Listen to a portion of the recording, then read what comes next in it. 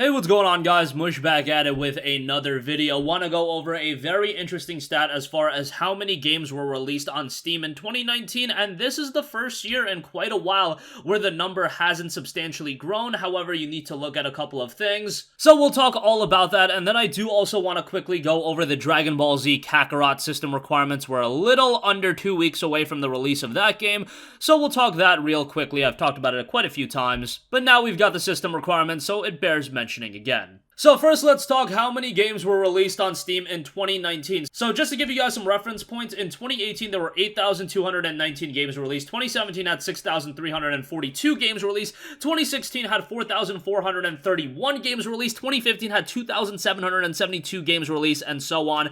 2019, 8,286. So that is just a little up from the 8,219 in 2018, and you'll notice that it's not the considerable jump that we've been seeing in recent years. Really, the biggest percentage jump happened in 2014. That was 550 from 2013, and then to 1645, and then it obviously rolled on from there. A lot of indie games being released, a lot of shovelware, as some would say. So what is my take on this? Alright, so 8,286 games. Obviously, not all of those games are worth playing. Very, very few of that amount is actually worth playing. But even if this number is gonna get memed on, people are like, oh, how many of these are actually worth playing? Well, yeah, you've got a point. Not all of them are gonna be worth playing. But let's put it this way. Even if 2% of the games, yes, 2% of the games are worth playing, that would be what? 160 games, 160 and change games worth playing in a single calendar year? I think that is a very, very respectable number. It's probably a little bit more than 2%.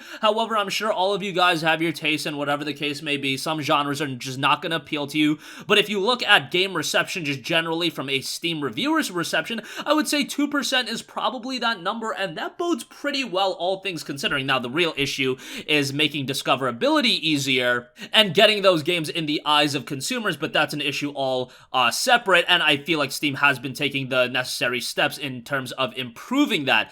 And there's always that notion that whatever, I have all the good games on Steam. I really don't think that's the case. Some of these games do get buried, and I know some people even laugh at the notion of that no, these games don't get buried. They belong exactly where they belong, and they're just trash games. I don't think that's necessarily true. I've played a lot of games that weren't necessarily a top seller on Steam, weren't the biggest game release on Steam, but they were still quality games. Were they the best games ever made? No. However, they are still interesting and captivating games, and again, I always go back to my Steam wish list, but I think I'm, north of 600 or 700 games at this point on my wish list. I'm sure not all of those games are tremendous, but probably a sizable portion of them are. It just goes to show that Steam is still consistently releasing compelling games, even if Valve isn't consistently on the money. But hopefully that changes with Half-Life Alyx, and hopefully we get more compelling games after that.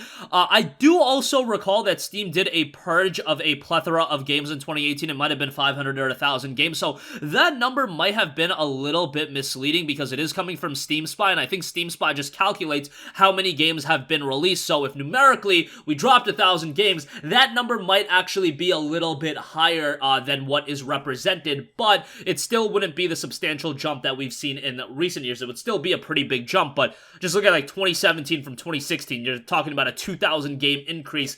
Same thing in 2018. And so on and so forth, and those years we obviously had smaller percentages to work with, so it's still a sizable amount of games being released on Steam. And I do know that not everyone watching this channel is going to be like, okay, let me take the time out every week to look through all of the games that have been released on Steam, add games to my wish list. That might honestly be a little bit of an undertaking. That's why I try to bring interesting games to your guys' attention. Games like a title like Visteria Saga, a game that's already come out, it's been received well by the Steam community, by those who have played it, but probably in a month it is going to get completely buried. Nobody is ever going to talk about it ever again. And then it's on to the next game. That's kind of how things work on Steam, unless a game truly breaks out. A lot of people are streaming it, a lot of people are talking about it on social media, whatever the case may be. Think about a game like Disco Elysium. Disco Elysium was received incredibly well. 91 on Metacritic, I gushed about it over and over again, and at this point, kind of falling to the wayside a little bit, and it only came out, 2 months ago? It hasn't been that long since Disco Elysium came out. Right now, it's promoted on Steam because it is a part of a sale,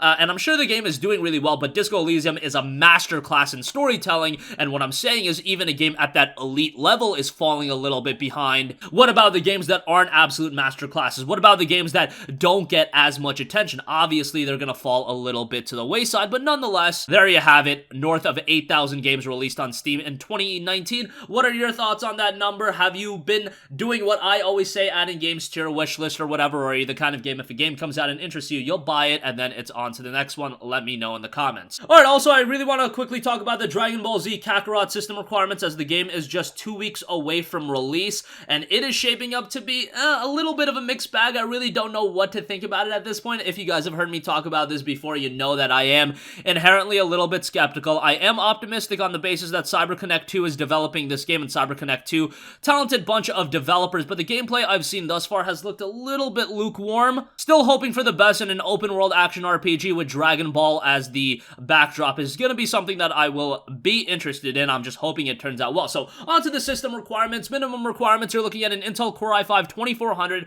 or an AMD Phenom 2 X6 1100T. Kind of crazy to see Phenom 2s and a Sandy Bridge i5 still kicking in it, but goes to show how great those CPUs were. 4GB of RAM on the minimum side of things, a GeForce GTX 750 Ti or a Radeon HD 7950. Very strange requirements there. I do believe a 7950 is considerably more powerful than a 750 Ti, so figure that one out. Recommended, you're talking about an Intel Core i5 3470, so that's an Ivy Bridge i5, and that's still not like a 3570K that's overclocked or anything like that, or an AMD Ryzen 3 1200. The Ryzen 3 1200 is a killer CPU, so that's not all too surprising. Recommended RAM, 8GB of RAM, kind of to be expected at this point, and as a next generation game, it not recommending 12 or even 16, that is always going to come across as a little bit of a surprise to me, but it's a Dragon Ball game, it's CyberConnect 2. It's not like this game is breaking any technical barriers, although visually I do think it looks rather good. Recommended GPU, GeForce GTX 960 or a Radeon R9 280X. And then as far as storage goes, this is a little bit strange too. Minimum is 36GB, and then recommended storage space is 40GB, so I don't know what that's about. Maybe some DLC content or something. So those are the system requirements for DBZ Kakarot. The game is not going to be that difficult to run. However, it's a game that I don't know if everyone is going to be clamoring to pick up for $59.99. I might bite the bullet and end up picking it for $60. I believe Green Man Gaming's got it a little bit cheaper. But that $60 might be a little bit too high for some people. I could very well see it go on sale during the summer for like $30. But it is a Bandai Namco game, and Bandai Namco games typically do hold up in price, so that's something to keep in mind as well. But that's going to conclude this video. Again, let me know your thoughts on north of 8,000 games being released on Steam in 2019, and Dragon Ball Z Kakarot system requirements are out right now, so if you're excited for the game, do know it's not going to be too difficult to run. If you have a decent PC that's been built within the last few years, you're probably going to be just fine. That's going to conclude this video. If you have a request for a future video, leave it in the comment section down below, and I will catch you guys in the next one. Peace out. Hey, what's going on, guys? Mush here again. Hope you enjoyed the video. As you guys might know, YouTube's notification system is sometimes a little bit wonky, even if you're subscribed to the channel. Maybe you're not abundantly aware that I uploaded a video. To remedy that situation, make sure you hit the bell notification button. This way, whenever I upload a new video, and I try to upload as consistently as possible, you will be notified directly of the upload, and you can watch it as soon as it goes live. I would really appreciate if you guys hit that button so you can stay up to date with all of the content I'm posting. But as always, guys, thanks for watching, and I'll catch you guys in the next one. Peace out.